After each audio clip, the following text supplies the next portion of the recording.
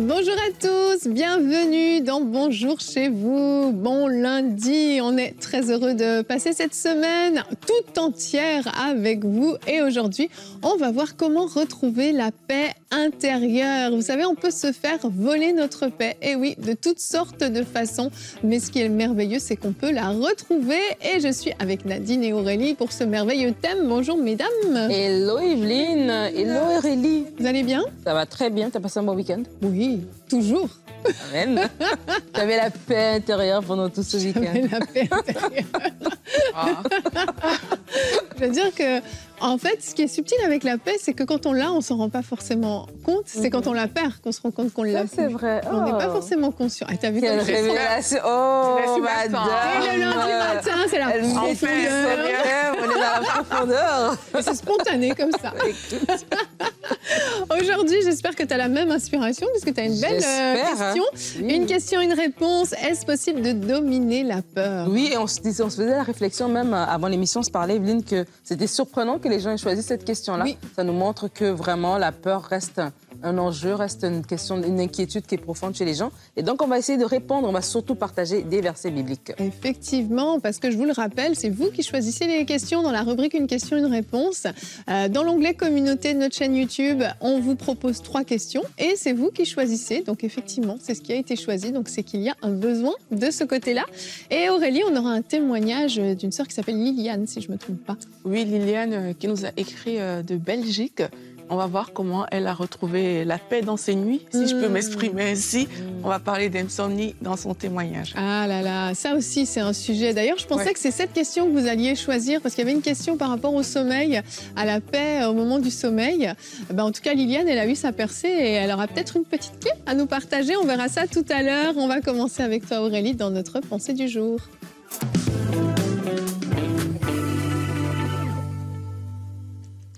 Le petit trouble qui vient du fait qu'on ait reçu une annonce subite et brutale est quelque chose de normal. Mais ce qui n'est pas normal, c'est lorsqu'on demeure dans un état de trouble permanent. Et quelquefois, on peut vivre toute notre vie avec des troubles à l'intérieur. La peur qu'il arrive quelque chose à mon enfant, je manque de paix parce que voilà, dans mes finances, c'est un peu dur. Il y a tellement de raisons pour lesquelles on peut perdre sa paix, mais gloire à Dieu, il y a une solution. Amen. Donc avant d'entrer profondément dans les solutions, j'aimerais quand même voir quelques raisons avec vous que dans la parole aussi on peut retrouver. Il y a des personnes comme vous, comme moi, qui sont dans la Bible, qui ont eu des raisons de perdre leur paix. On va voir comment elles se sont comportées. Une de ces personnes, c'est David. À un moment, David, ce qui se passe, c'est que le peuple parle de lapider David. Et le peuple était sérieux, donc la vie de David était vraiment en jeu. Vous pouvez lire cette histoire dans 1 Samuel au chapitre 30. Et tout le monde avait l'amertume dans l'âme. Contre lui, ses propres hommes veulent le lapider. Et là, la Bible dit que David reprit courage en s'appuyant sur l'Éternel, son Dieu. Et bien sûr, cette situation a changé. Donc, quelquefois, tu peux croire que ta vie est en danger. On t'annonce une nouvelle par rapport à ta vie. Et puis, tout à coup, il y a cette angoisse qui monte à l'intérieur de toi. Et tu peux te dire, ah, mais tiens, je suis en danger. Mais David, ici, s'est appuyé sur le Seigneur. On a aussi une histoire comme ça dans 2 Chroniques au verset 32. Et là, ça concerne Ézéchias et Ésaïe. On a Sanchérib qui a menacé leur Dieu, qui les a menacés. Et la Bible nous dit, en fait, que Ézéchias et le prophète Ésaïe, ils se sont mis à prier sur ce sujet. Ils ont crié. Et qu'est-ce que Dieu a fait? Dieu a envoyé un ange qui a exterminé ce roi-là qui les menaçait. Donc, quelquefois, tu peux même te sentir menacé par des personnes qui t'impressionnent. Tu peux te sentir menacé par un collègue, par un patron, par plusieurs personnes, et ça te fait perdre ta paix. Et tu oublies qu'il y a un Dieu qui tient le cœur des rois entre ses mains et qui peut agir en ta faveur. Une autre chose aussi, c'est qu'on peut tout simplement s'inquiéter pour trop de choses. Et Jésus l'a dit à Marthe. Il lui a dit, tu t'inquiètes et tu t'agites pour trop de choses. Ça veut dire qu'à l'intérieur d'elle, elle avait beaucoup d'inquiétude, beaucoup d'agitation.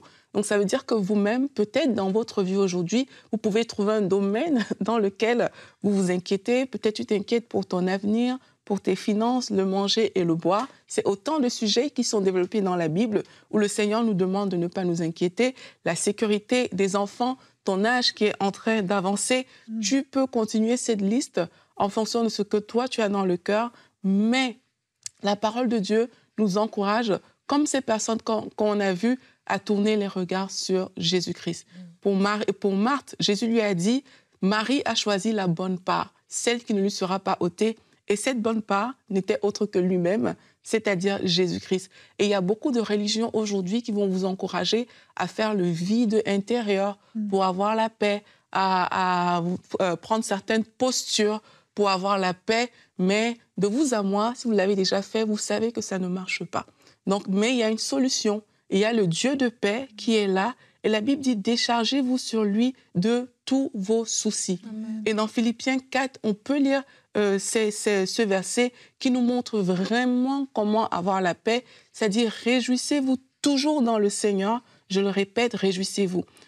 Ne vous inquiétez de rien, mais en toute chose, faites connaître vos besoins à Dieu par des prières et des supplications, avec des actions de grâce. Et la paix de Dieu, c'est comme ça que la paix vient.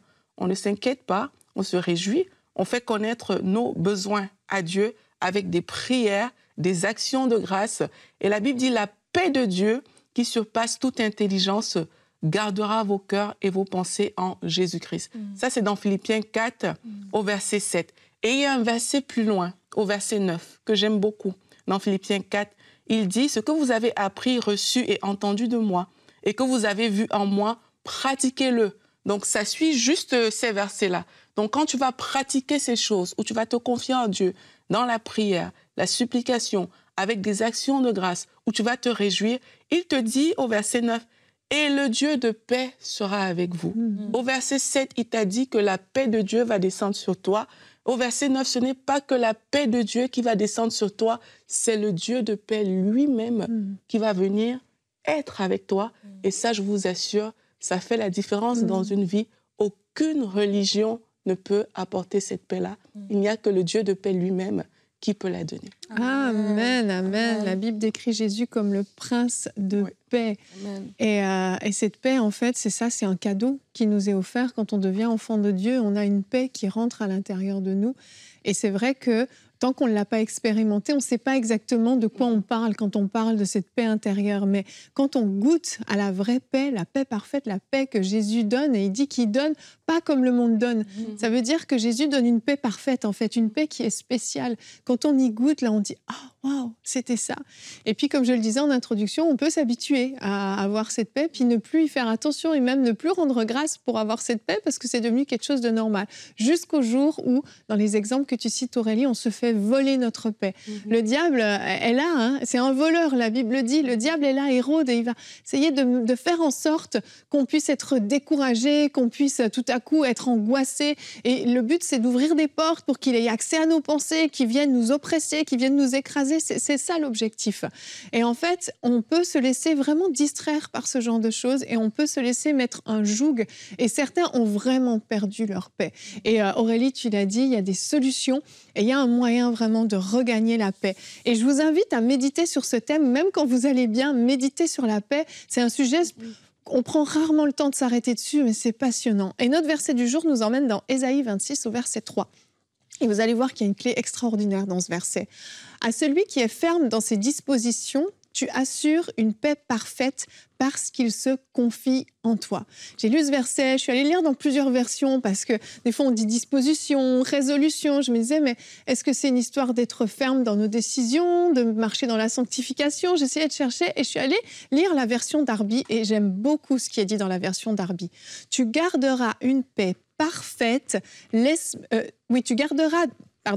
tu garderas dans une paix parfaite l'esprit qui s'appuie sur toi, car il se confie en toi. Et en fait, ce verset nous montre que c'est pas d'être ferme dans nos décisions, dans quoi que ça, c'est d'être ferme dans notre foi, dans notre confiance qu'on met en Dieu. Et qu'est-ce qui fait qu'on se fait voler notre paix? Tu l'as cité, les inquiétudes, les persécutions, peut-être les gens qui nous calomnient, qui se moquent de nous, toutes les attaques qu'on peut avoir. Pourquoi on perd notre paix? Parce qu'on fixe nos yeux sur ça.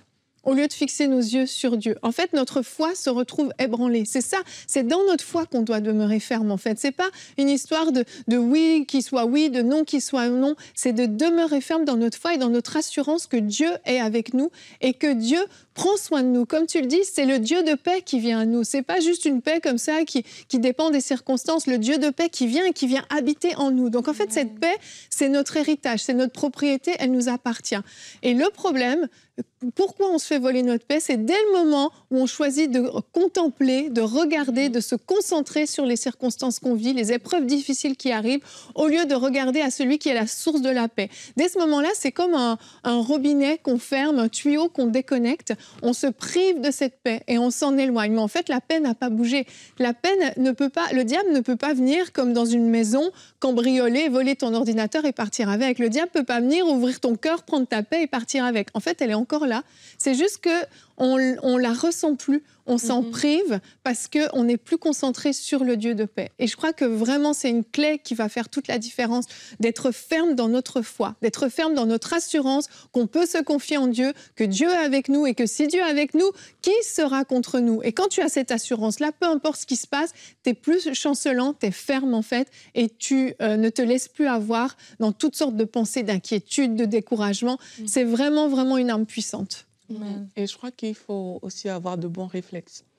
Dans le sens que, oui, il y a des choses vraiment qui ont le potentiel de troubler l'âme, mais l'âme n'est pas obligée de rester comme ça. Exact. Et il faut avoir le réflexe de se confier en Dieu, comme on est en train de dire. Et quand j'ai découvert dans Philippiens 4, là, comme on dit, c'est vrai. Parfois, il y a des situations qui nous défient. Et tu passes juste le temps dans la présence de Dieu. Oui. Les personnes qui savent prier en langue, parfois tu vas juste commencer à prier en langue. Tu pries en langue, tu pries en langue. Et même si tu ne sais pas, tu passes juste du temps devant Dieu et tu vas voir comme ça qu'il y a vraiment comme quelque chose qui vient sur toi. Et alors que cette chose vient sur toi, la situation n'est peut-être pas encore réglée parce qu'il y a des gens qui perdent la paix en se disant que c'est qu'ils vont voir que tout est réglé, que la paix va revenir. La situation est peut-être encore dans un état critique, mais dans ton cœur, c'est comme si le Saint-Esprit, moi c'est comme ça que je le vis souvent, c'est comme si le Saint-Esprit met un filtre à l'intérieur. Et que ce filtre-là, les flèches peuvent venir, et la flèche, au lieu que ça rentre directement dans ton cœur, ben, ça touche le filtre de Dieu, et toi, ça ne t'affecte pas, ça ne t'atteint pas.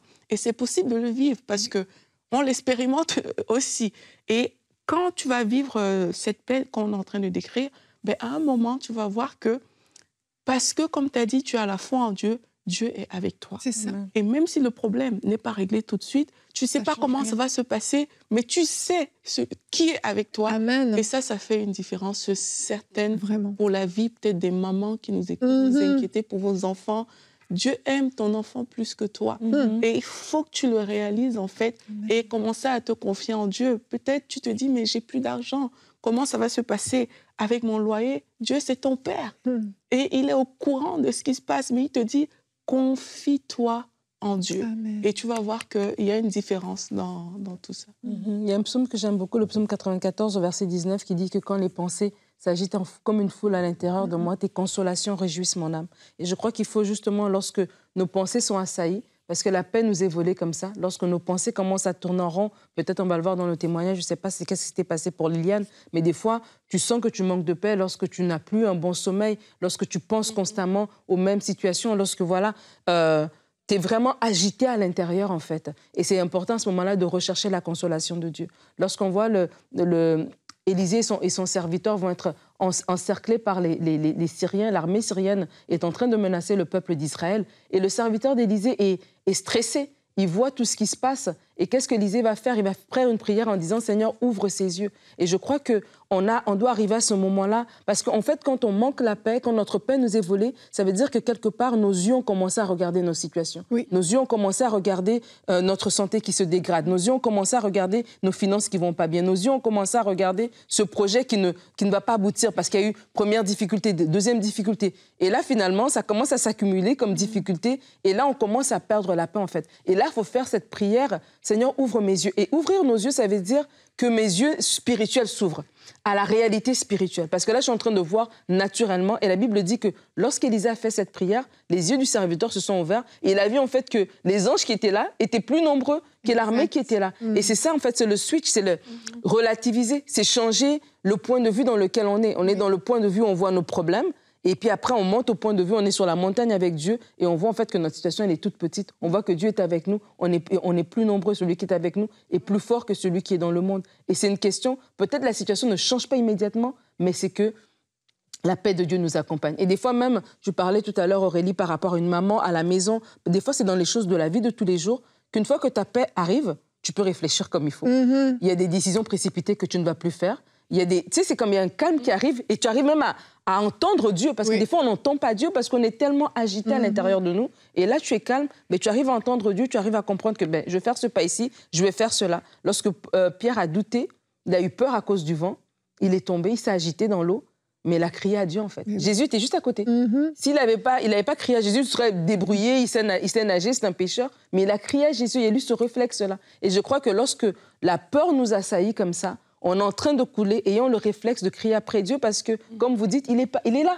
Il n'est pas loin. Il est là. Il est à l'intérieur de nous. Il n'attend à ce que nous puissions faire appel à lui pour qu'il puisse se manifester pleinement. Lorsque nous sommes dans la peur et dans l'agitation, l'ennemi veut qu'on regarde aux difficultés, à ceux qui nous veulent la paix, alors qu'on doit faire cette prière d'Élisée. Seigneur, ouvre mes yeux à ta grandeur, ouvre mes yeux à ta bonté, ouvre mes yeux à ta toute-puissance. Seigneur, rappelle à mon âme ce que tu as fait auparavant, que mon esprit puisse prendre le dessus sur mon âme qui est agitée, que mon esprit puisse rappeler les vérités spirituelles. Seigneur, je veux prier pour ceux qui nous écoutent en ce moment, qui vivent des tensions, qui vivent une agitation dans leurs pensées, qui vivent des situations tellement compliquées que la paix les a quittés, que l'appétit les a quittés, que vraiment la joie de vivre même a été volée, que l'ennemi leur montre que la solution, c'est la mort, qu'il n'y a plus rien à faire. Seigneur, merci parce que tu es le Dieu de vie. Merci parce que maintenant, nous prenons autorité sur leurs pensées. Nous disons que la vie de Dieu est en action. Nous disons que la toute-puissance de Dieu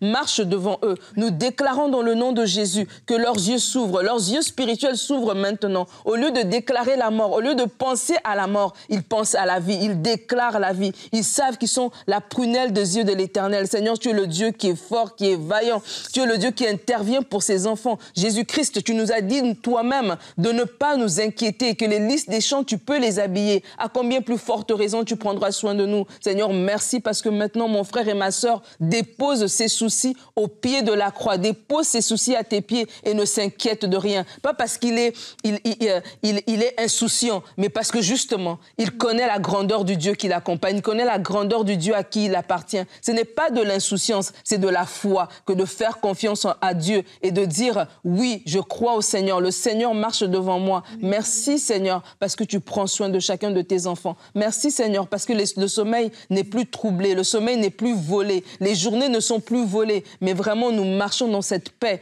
que tu es avec nous, que tu marches avec nous, que tu nous gardes, que tu connais nos lendemains, que nos destinées sont dans ta main Seigneur. Le monde ne peut rien nous faire, l'ennemi ne peut rien nous faire, nous sommes cachés en Christ. Merci Seigneur pour cette révélation qui vient dans la vie de mon frère et de ma sœur. Au nom de Jésus. Alléluia. Amen. Je veux aussi m'adresser rapidement à des personnes, justement, vous êtes dans des courants dans lesquels on vous a enseigné à avoir la paix d'une certaine manière en dehors de Jésus-Christ. Et aujourd'hui, j'aimerais t'encourager fortement à tourner le regard vers Jésus-Christ et à lui dire, Seigneur Jésus, c'est ta paix que je cherche. J'ai cherché la paix à gauche, à droite. J'ai cherché la paix à travers certains types de méditation, certains types de postures. Mais aujourd'hui, Seigneur Jésus, je veux ta paix. Faites cette expérience-là en invitant le Seigneur Jésus-Christ dans votre vie comme votre Seigneur, comme votre Sauveur. Faites-le avec vos propres mots. Dites-lui, Seigneur Jésus, deviens ce Sauveur de ma vie et donne-moi d'expérimenter ta paix.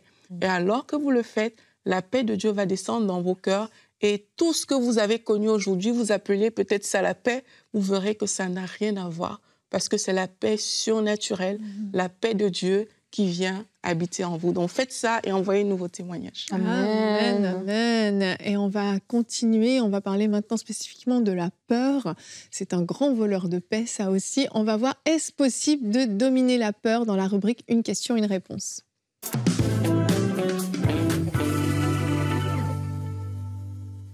Alors, pour répondre à cette question, j'aimerais déjà, de prime abord, faire un état des lieux lorsqu'on parle de la peur. On ne parle pas du sentiment. Vous savez, nous tous, on a ce sentiment naturel, instinctif que Dieu nous a donné, qui fait qu'on ne met pas notre main au feu, parce qu'on sait, voilà, voir un danger, qui fait que quand on voit, je ne sais pas moi, un animal venir vers nous, on sait se mettre à l'abri. Ce n'est pas de cette peur qu'on parle. On parle de la peur comme étant cette émotion qui nous empêche de faire certaines choses. Certaines personnes ont la peur de l'échec, la peur d'entreprendre, la peur de l'abandon, la peur de prendre l'avion, la peur, voilà, de différents types de peurs comme ça. Ce sont des choses qui nous empêchent de pouvoir fonctionner, de pouvoir agir, de pouvoir avancer. C'est de cette peur dont on parle.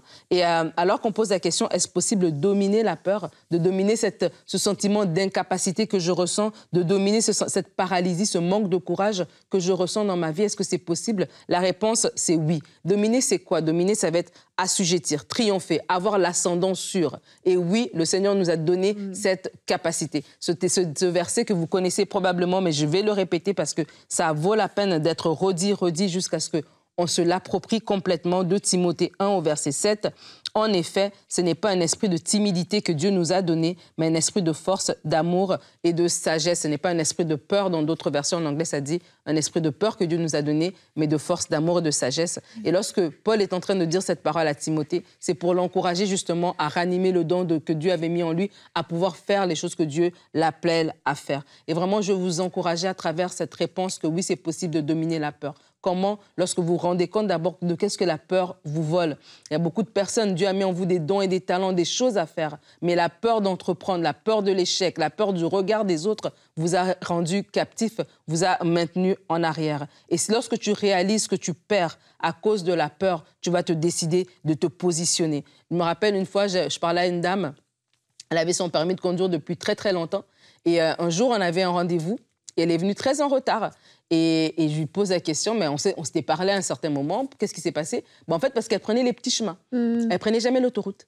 Elle avait peur de prendre l'autoroute. Mais elle avait son permis. Mais elle avait peur de prendre l'autoroute. Et il y a des endroits qu'elle n'allait pas. Il y a des rendez-vous qu'elle n'allait pas. Il y avait des sorties qu'elle attendait que son mari soit là parce que c'est lui qui devait l'accompagner, alors qu'elle avait un permis. Et en fait, en tant qu'enfant de Dieu, on est comme ça. Nous tous, nous avons le permis, entre guillemets. Nous avons Dieu qui nous donne ses capacités, le Saint-Esprit qui est en nous. Mais pourquoi certains accomplissent certaines choses, d'autres pas? C'est à cause de la peur. Et c'est vraiment important pour vous de réaliser que la peur vous vole. Vous devez détacher l'émotion de la peur et voir l'effet réel. Comme cette dame, en fait, elle avait une peur qui s'était mise là, qu'elle avait acceptée. Et en fait, si on regarde concrètement, l'autoroute et la petite route, le chemin, c'est la même chose. Il y a quand même des gens sur la route, il faut quand même qu'elle conduise, il faut quand même qu'elle soit consciente de son environnement. Donc, ce qui lui permettait de conduire dans la petite route, elle aurait pu amener ça aussi sur l'autoroute, elle aurait réussi. Et des fois, lorsqu'on arrive à faire cet exercice et de regarder vraiment pourquoi j'ai peur, c'est quoi exactement le problème,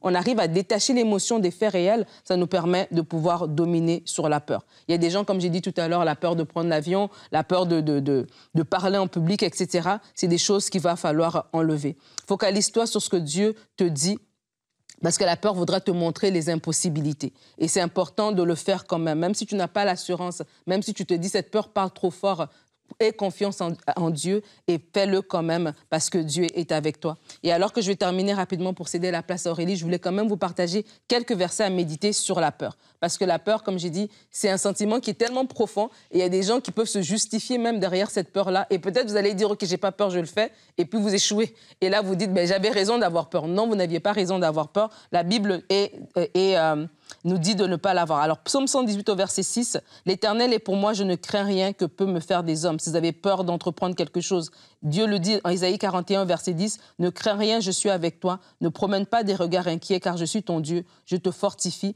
Je viens à ton secours, je te soutiens par ma droite triomphante. » Aurélie a parlé du Philippiens 4, verset 6. Il y a le psaume 23, le psaume 34. Plusieurs psaumes parlent de la peur. Et j'aimerais vous laisser avec un dernier, le psaume 56 au verset 4 qui dit « Le jour où j'ai peur, je mets ma confiance en toi. » Vraiment, méditez ces différents versets et sortez de la peur parce que le Seigneur a besoin que vous accomplissiez des choses et la peur vous retient de le faire. Amen. Merci Nadine. La peur ne nous domine plus, c'est nous qui la dominons. Amen. On va avoir le beau témoignage de Liliane dans notre rubrique témoignage.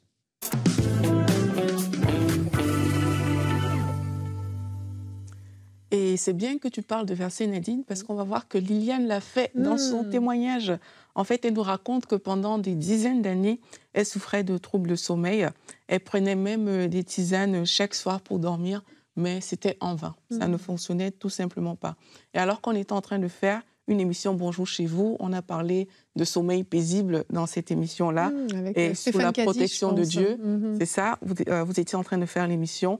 Et là, elle dit que tu avais dit quelque chose dans l'émission qui l'a interpellée. Et elle, ce qu'elle a fait, c'est qu'elle a fait mémoriser, en fait, elle a mémorisé les versets qu'on avait dit, exactement comme toi, Nadine. Tu dis des versets aujourd'hui. Elle a mémorisé, si tu te couches, tu seras sans crainte. Et quand tu seras couché, ton sommeil sera doux. Donc, elle a commencé à méditer ces choses-là la nuit et elle dit qu'elle le fait même mémoriser à ses enfants aujourd'hui avant de dormir. Elle a également mémorisé le Proverbe 3 au verset 24, le psaume 4, bref, plusieurs versets concernant la situation. Elle a imprimé ces versets-là dans sa chambre, etc. Et elle dit que chaque soir, avant de dormir, c'est des déclarations qu'elle faisait et elle dit, elle le fait avec foi. Et ce qui s'est passé, c'est que depuis ce jour, elle dort paisiblement. Alléluia. Et bien sûr, elle remercie le Seigneur. Elle rend grâce aussi à Dieu pour toute l'équipe de EMCI. Juste comme ça, en méditant les versets de la parole de Dieu, elle a été libérée. Et je veux m'adresser aussi à toutes les personnes qui souffrent d'insomnie. C'est un mot qui est difficile à dire pour moi.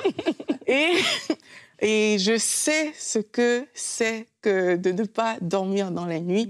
Et je veux vraiment t'encourager, comme Liliane, à lire la parole de Dieu avant de dormir et la lire à haute voix, que ton environnement dans lequel tu vas dormir s'imprègne de la parole de Dieu, de ces différents versets. Et s'il y a une oppression quelconque dans ta vie par rapport à ça, qu'elle soit brisée aujourd'hui au nom de Jésus. On déclare la paix dans ton sommeil au nom de Jésus-Christ. Amen. Amen, amen. Eh bien, c'était un merveilleux package qu'on vous donnait aujourd'hui pour garder la paix nuit et jour. Alléluia.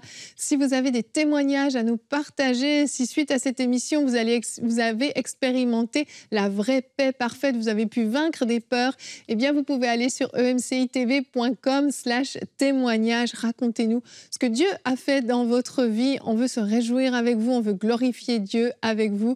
Et on veut se souvenir aujourd'hui de nos chers partenaires, chères familles des partenaires. On ne veut pas terminer cette émission sans vous dire encore une fois du fond du cœur, merci pour votre soutien.